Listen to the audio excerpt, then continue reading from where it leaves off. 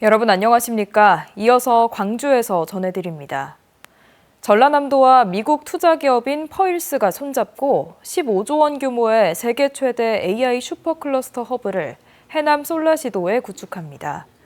양측은 현지 시간으로 어제 관련 업무 협약을 체결하고 해남 산이면 구성지구 일원 120만 평에 오는 2030년까지 15조 원을 투자해 AI 컴퓨팅 인프라, 데이터 센터 등을 조성하기로 했습니다.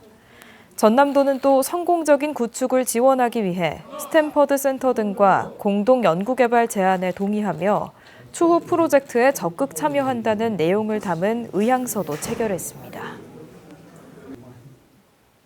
금속노조 광주 글로벌 모터스 지회는 오늘 오후 광주지방고용노동청 앞에서 사측의 노조 탄압 등 부당 노동 행위를 비판하는 기자회견을 연 뒤 고소장을 접수했습니다. 참석자들은 노사 민정 중재가 시작됐는데도 사측이 노조 간부들을 업무 방해 혐의로 고소하는 등 탄압을 계속하고 있다며 윤몽현 대표이사 등 16명을 상대로 고소를 진행한다고 밝혔습니다. 그러면서 노동청의 신속한 수사와 엄벌을 요구했고 노사 민정 조정중재위에는 노동 3권을 인정하는 중재안을 제시할 것을 촉구했습니다.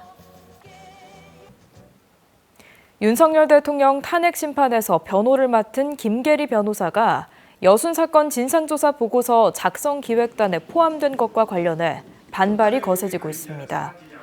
전남 동북권 국회의원과 여순 사건 유족회 대표들은 오늘 국회에서 기자회견을 열고 김계리 변호사의 해촉과 기획단 재구성을 촉구했습니다.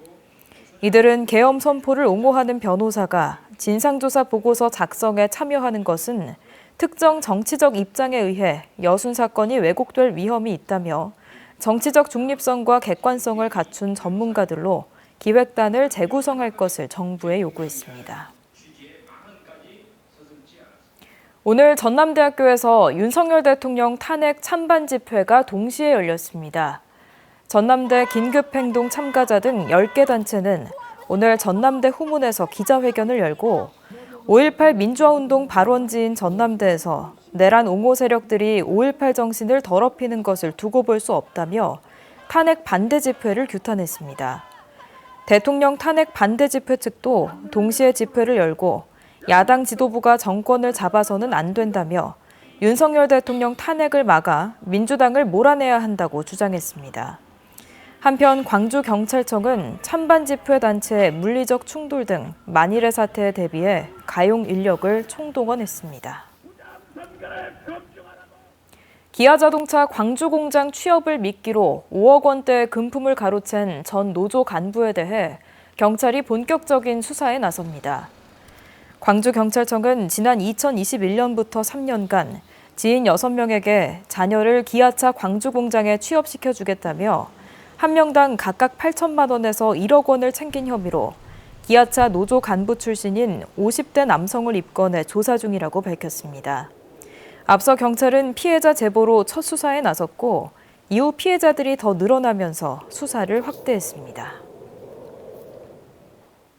광주경찰청 사이버범죄수사대가 윤석열 대통령 부부의 얼굴을 합성해 만든 딥페이크 영상을 제작하거나 도심 집회 현장 주변에서 상영한 남성 유튜버 2명을 불구속 입건했다고 밝혔습니다. 이들은 지난 15일 광주 5.18 민주광장에서 열린 대통령 파면 촉구 집회 현장에서 윤 대통령 부부를 조롱하는 내용이 담긴 딥페이크 영상을 상영한 혐의를 받습니다. 광주 MBC와 영화 대통령 김대중 제작위원회가 오늘 광주 MBC에서 업무 협약을 체결했습니다. 이에 따라 광주 MBC는 영화에 사용할 인터뷰 등 영상을 제작위원회에 제공하고 위원회는 광주 MBC에 광주 전남 독점 방송권 등을 제공합니다. 영화 대통령 김대중은 고 김대중 대통령 탄생 100주년 기념 영화인 길 위의 김대중의 후속 작품으로 준비 중입니다. 광주시가 오늘 오후 광주교통공사에서 정책 포럼을 열고 간선 급행버스 BRT의 도입 방안을 모색했습니다. 이 포럼에는 관계기관과 전문가 등이 참여했고 광주시의 BRT 도입 계획과 다른 지역의 BRT 운영 사례 등을 공유했습니다.